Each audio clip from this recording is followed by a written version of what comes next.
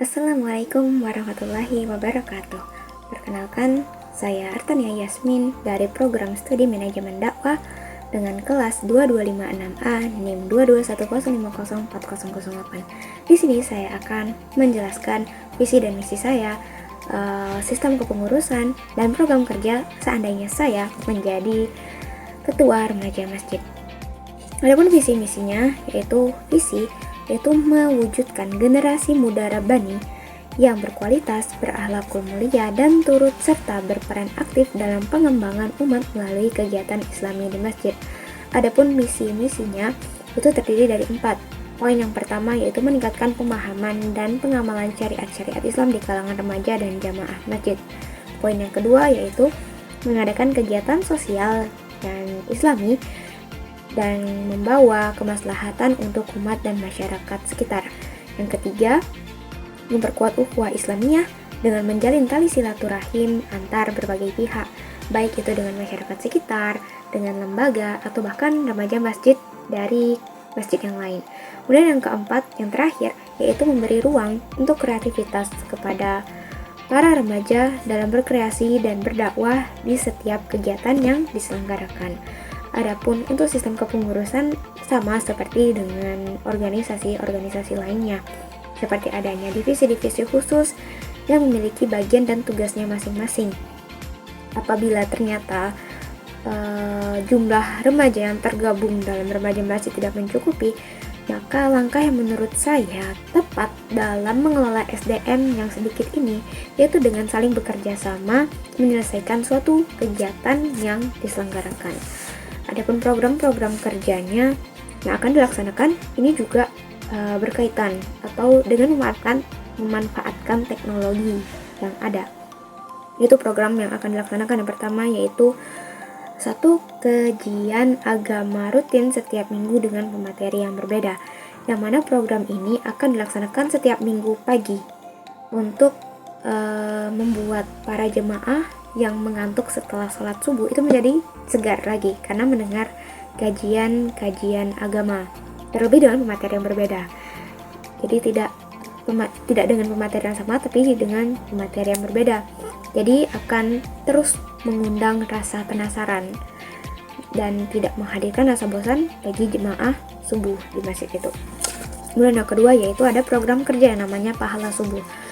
Pahala Subuh ini yaitu berupa program kerja dengan kegiatan tadarus Al-Quran yang dilakukan setelah melaksanakan sholat subuh, mulai dari setelah subuh hingga jam 7 atau jam 8, yaitu waktu sebelum orang-orang kembali ke aktivitasnya masing-masing seperti bekerja, bersekolah, dan lain sebagainya.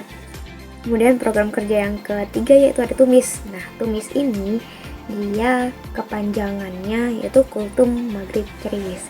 Program kerja ini yaitu berupa kultum setiap maghribnya dengan tema ringan, karena biasanya jamaah maghrib itu kan kondisinya baru setelah pulang kerja nih, kondisi masih lelah dan otaknya tuh masih panas istilahnya. Nah, dengan adanya kultum Ceriwis ini diharapkan dapat mendinginkan suasana hati para jamaah dan mengundang gelak tawa, karena ini temanya ringan nih, temanya santai, jadi nggak berat-berat banget.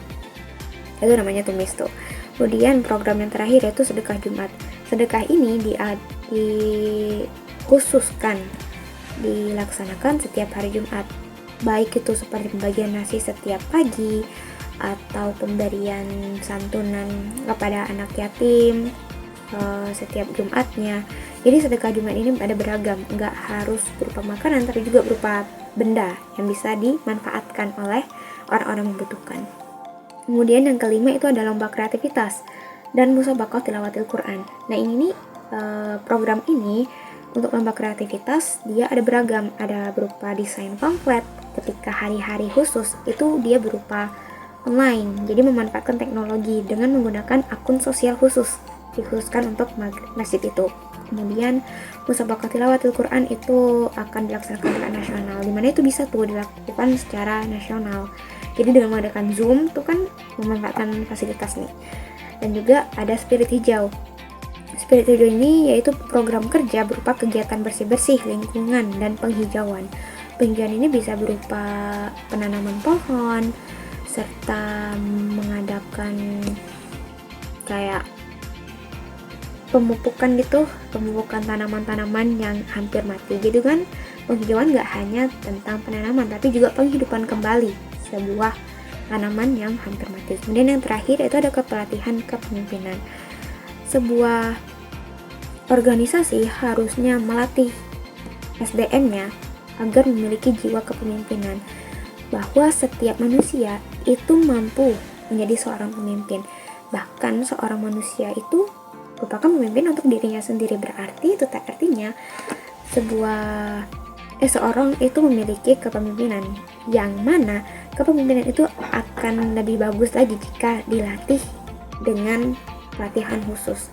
Begitulah susunan program-program kerja serta visi misi, baik itu dari misi poin 1, poin 4 hingga sistem kepengurusannya, di mana diharapkan dengan adanya visi misi program kerja ini akan menghidupkan kegiatan masjid serta memberikan pengembangan yang baik kepada masyarakat sekitar, sehingga